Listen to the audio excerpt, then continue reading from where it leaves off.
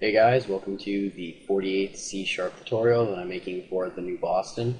And in this tutorial, I'm going to be showing you how to use the substring method. So all you're going to need for this tutorial is a button, and once you have that on your form, just double click on it. So before, we've looked a little bit at strings, and the substring method is in the strings class, and we're going to be looking at that a little bit today.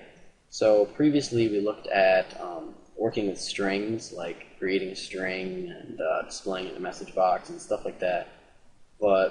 So we're just going to go ahead right here and create a new string. So we're just going to do string, let's call it name, and we'll just set it equal to someone's name. I'm just going to keep it simple and make it John Smith. So say we want to isolate only the John right here. We don't want the last name Smith. So I'm just going to go ahead and create a new string called last name. And we only want to get this John right here, but we don't want to just set it equal to John. We want to have it do something with this string up here.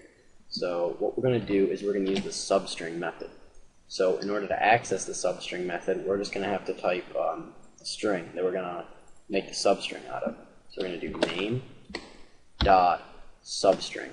And what substring does is it will create a smaller string out of a larger string. It creates like a child string. So it'll create a string out of part of this string. So we'll only want John. Well, it will just take this John right here and make it into a new string. But first we have to tell it where we want it to begin reading and stop reading. So where we want it to start, where we want it to end. We want it to start at this J and end at this space right here. So the two parameters that we have to pass through is the start index, which is where it will start reading. It says the zero-based starting character position of a substring in this instance, and basically just where it's going to start reading. We want it to start at 0. So the first one is 0, then it goes 1, 2, and so on. So we want it to be 0 right here because we want it to start at the very beginning.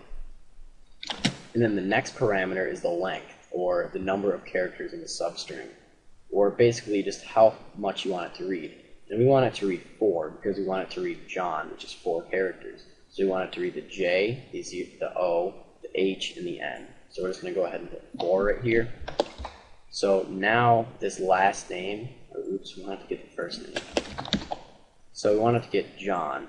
So this first name right here should be equal to John. So now if we just do mbox and display this substring, this first name string in a message box, we should get John.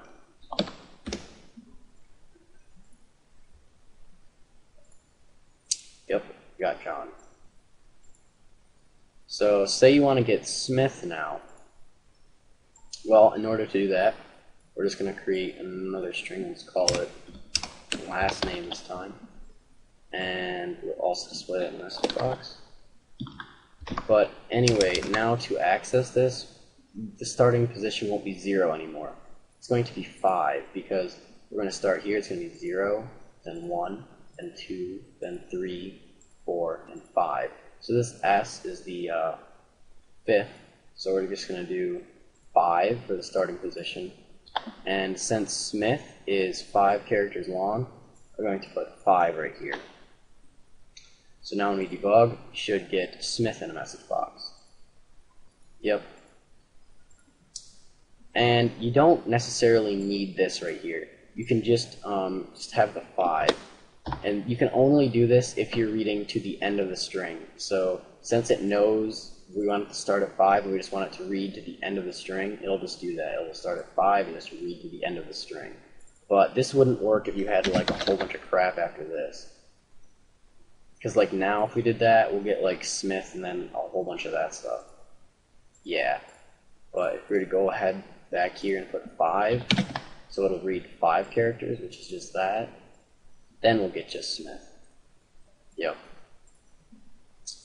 So that's pretty much it for this tutorial on substrings. In the next tutorial, we're going to continue on looking at some more of the methods inside of the strings class. So, see you guys.